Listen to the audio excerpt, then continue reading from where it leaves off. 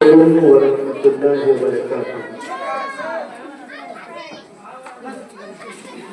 الحمد لله رب العالمين والعاقبة للمتقين والصلاة والسلام على رسوله محمد وآله وصحبه أجمعين.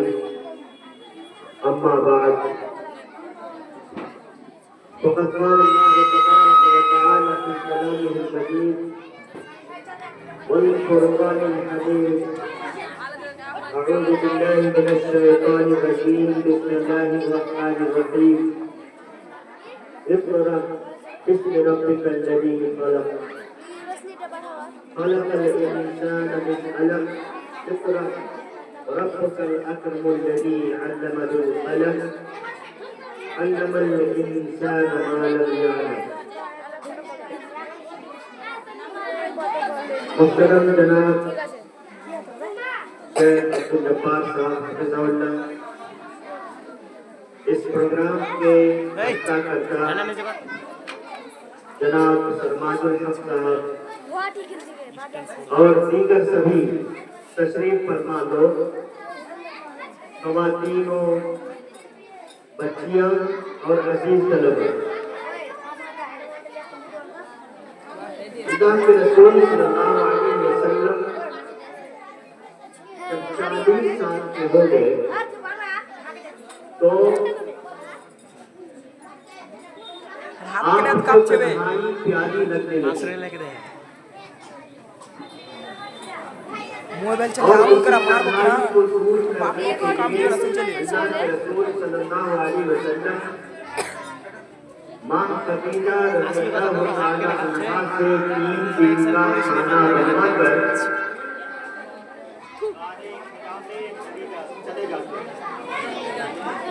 3 دن کا کھانا بنوا کر لے کر غار حرا میں تشریف لے جاتے تھے اور وہیں پہ تنہائی میں اللہ تبارک و تعالی کی عبادت و بندگی میں مصروف لائن بھاگ گیا لائن 4 لیٹر لگے گا.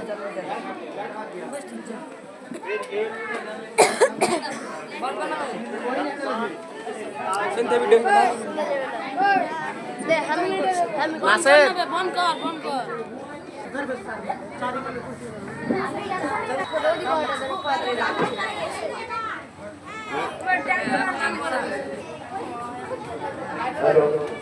السلام علیکم ورحمۃ اللہ وبرکاتہ. میں یہ بتا رہا تھا کہ 40 سال کے جب ہمارے نبی محمد مصطفیٰ صلی اللہ علیہ وسلم ہو گئے تو ان کو تنہائی اور ایکانت محبوب ہو گیا، پیارا ہو گیا. اس تنہائی کو دور کرنے کے لیے ہمارے پیارے رسول محمد مصطفیٰ صلی اللہ علیہ وسلم اماں خدیجہ رضی اللہ تعالی عنہا سے 3 دنوں کا کم سے کم 3 دنوں کا کھانا بنوا کر غار حرا میں چلے جاتے تھے اور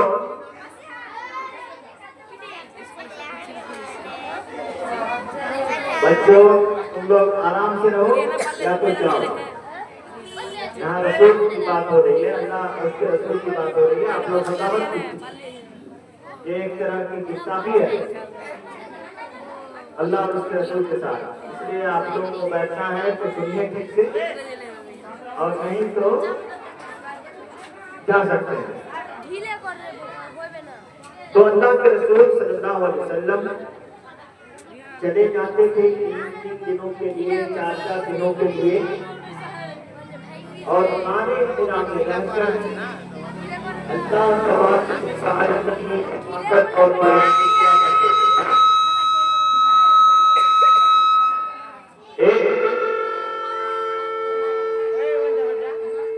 جب محمد مصطفیٰ صلی اللہ علیہ وسلم کو نبی بنائے جانے کا وقت آ گیا، وسلم کو نبی بنائے جانے کا وقت ہو گیا،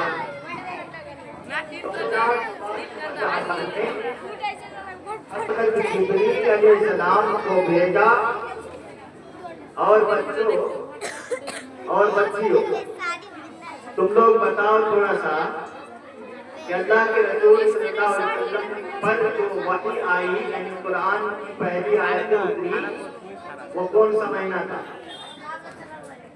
وہ کون سا مہینہ تھا؟ 27 رمضان کی تاریخ تھی، 27 رمضان المبارک کی تاریخ تھی، رات کا وقت تھا، چاندنی رات تھی۔ اس وقت حضرت جبریل علیہ السلام اللہ کے نبی صلی اللہ علیہ وسلم کے پاس آئے اور کاغذ کا ایک ٹکڑا یا پھر پتھر کی کوئی سل دکھاتے ہوئے کہا کہ اے محمد پڑھو۔ اللہ کے رسول صلی اللہ علیہ وسلم پڑھے لکھے نہیں تھے، اس لیے کہا کہ ماں انا بقاری، میں پڑھا لکھا آدمی نہیں ہوں، میں پڑھا لکھا ہوا انسان نہیں ہوں۔ لیکن پھر جبریل علیہ السلام نے وہ کاغذ دکھایا اور کہا کہ اے محمد پڑھو۔ پھر اللہ کے رسول صلی اللہ علیہ وسلم نے کہا ماں انا بقاری، میں پڑھا لکھا نہیں ہوں، پڑھنا لکھنا نہیں جانتا ہوں۔ لیکن جبریل علیہ السلام پھر بھی نہیں مانے، تیسری بار کاغذ دکھاتے ہوئے کہا کہ پڑھو۔ پھر اللہ کے رسول صلی اللہ علیہ وسلم نے وہی کہا کہ ماں انا بقاری، I don't know how to write and how to read، میں پڑھنا اور لکھنا نہیں جانتا ہوں۔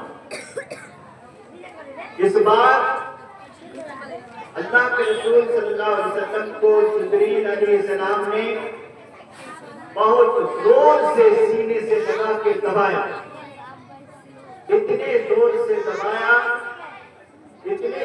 دبایا کہ اللہ کے رسول صلی اللہ علیہ وسلم ارشاد فرماتے ہیں کہ ایسا لگا کہ پسلیوں کی ہڈیاں ٹوٹ جائیں۔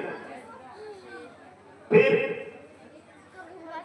گلے سے چھڑا کر جبریل علیہ السلام نے کہا کہ اقرا، تم پڑھو بسم ربک الذی خلق، اس پروردگار کے نام سے جس نے پیدا کیا، خلق الانسان من علق، انسان کو خون کے لوتھڑے سے پیدا کیا۔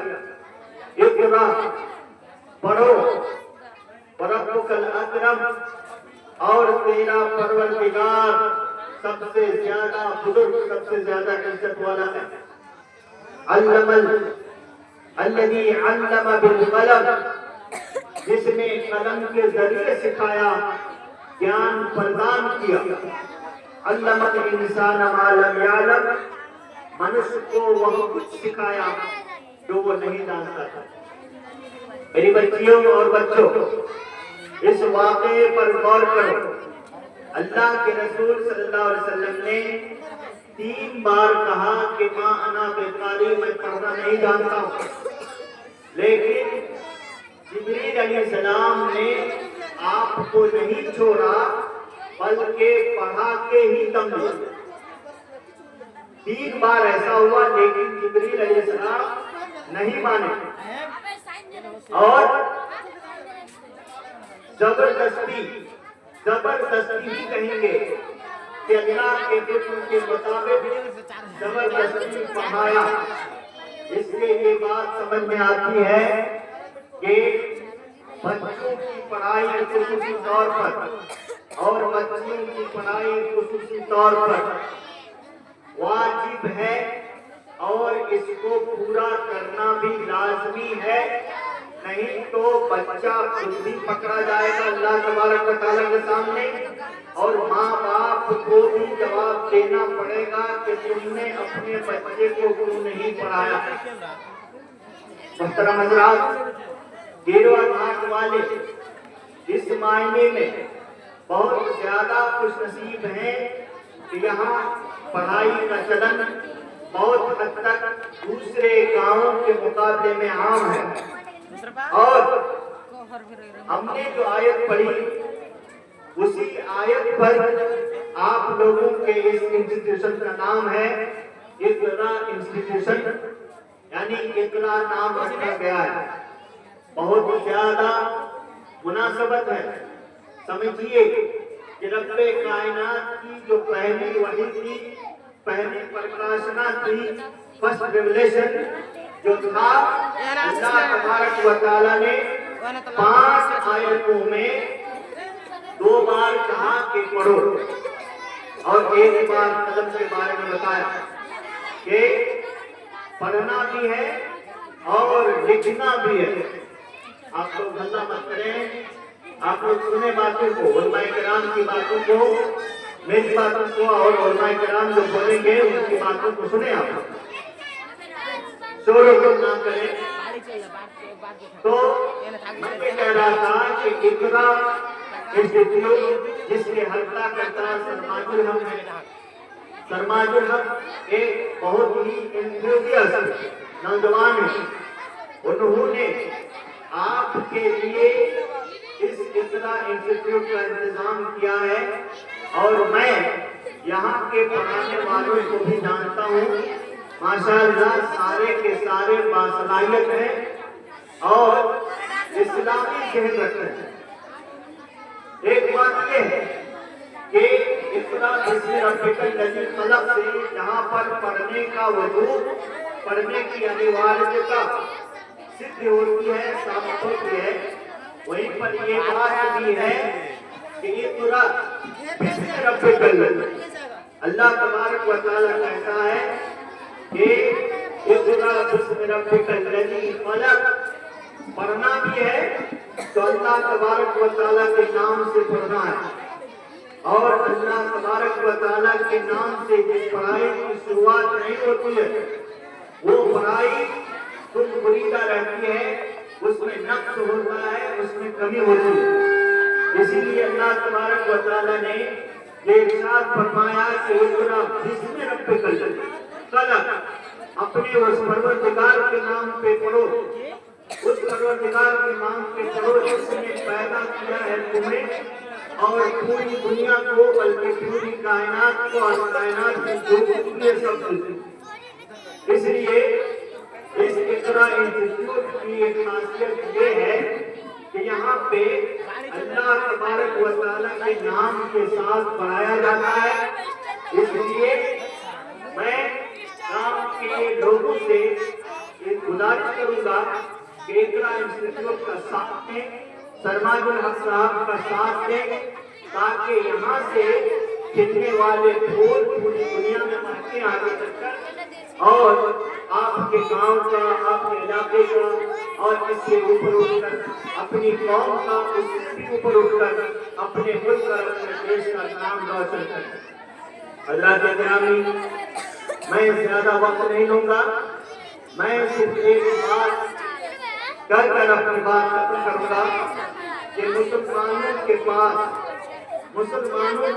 خصوصی طور پر اس زمانے میں پڑھائی کے سوا، تعلیم کے سوا کوئی راستہ نہیں ہے، اور خصوصاً شیخ آبادی مسلمانوں کے یہاں پڑھائی دنیا میں بھی اور پورے ہندوستان میں بھی پڑھائی کی شرح، تعلیم کی شرح سب سے کم ہے۔ اس لیے مجھے دیکھ کر خوشی ہو رہی ہے کہ اس اقرا انسٹیٹیوٹ میں پڑھنے والی بچیاں بھی بڑی تعداد میں ہیں، اور یہ یقیناً شبھ سوچنا ہے، یہ ایک خوشخبری ہے۔ میں یہ کہہ رہا تھا کہ مسلمانوں کو اگر ہندوستان میں زندہ رہنا ہے تو تعلیم کے سوا کوئی چارہ نہیں۔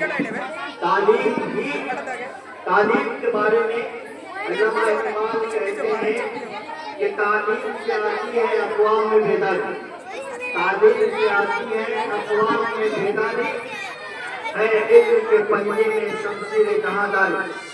میں سرماج الحق صاحب کو مبارکباد دیتا ہوں کہ انہوں نے انتہائی درجے کے کٹھن حالات کو دیکھتے ہوئے جس اقرا انسٹیٹیوٹ کی بنیاد رکھی ہے اس کے لیے رات دن محنت کر رہے ہیں.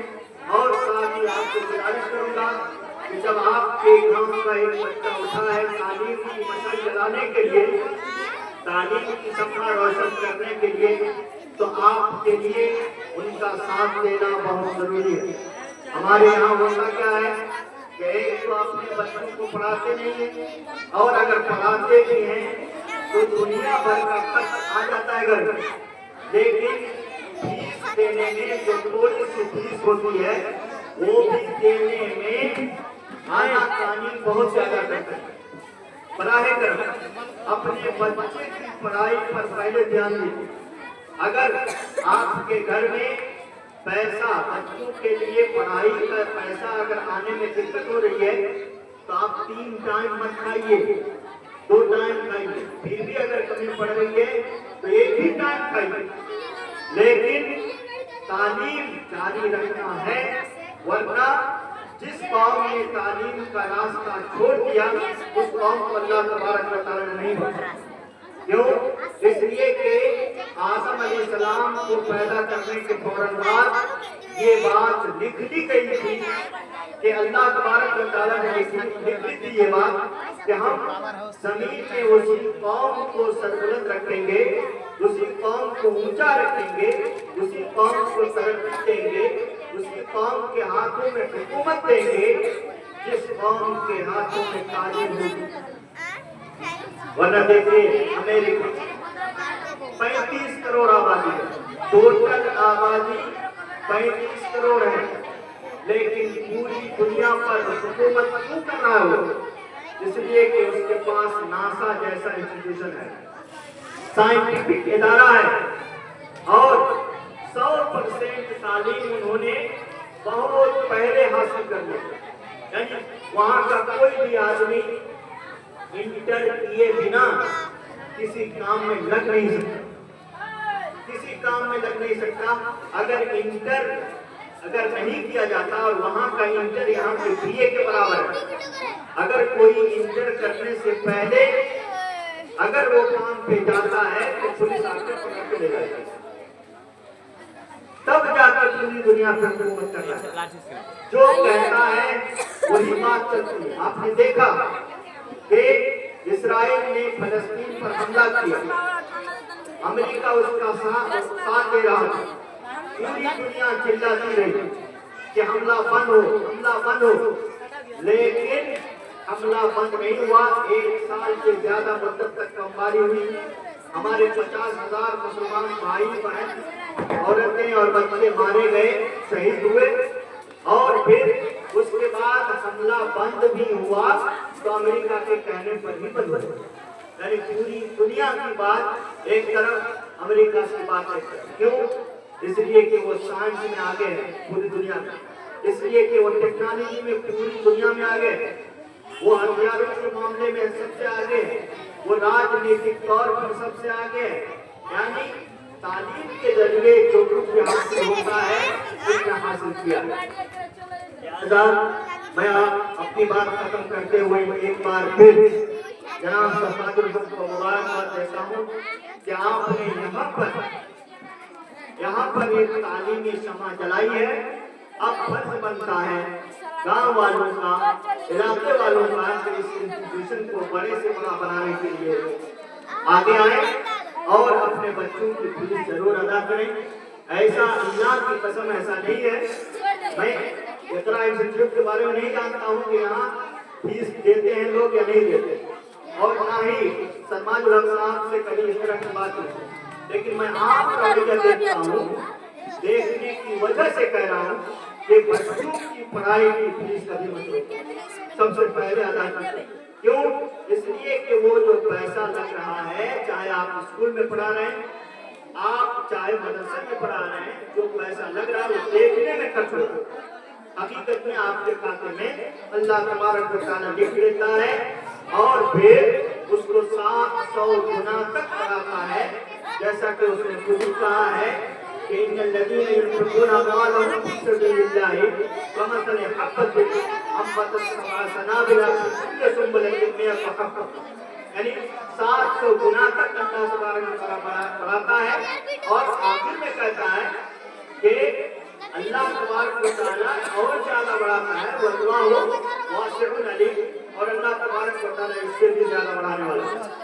میں اپنی بات یہیں پہ اس دعا کے ساتھ ختم کرتا ہوں کہ اللہ تبارک و تعالیٰ سرماج الحق صاحب اور ان کی ٹیم کو اللہ تعالیٰ توفیق دے کہ چاہے جیسے بھی حالات ہوں ان حالات میں بھی یہ اقرار کی چیزیں چلتا رہے۔ وما توفیق الا باللہ، والسلام علیکم ورحمۃ اللہ۔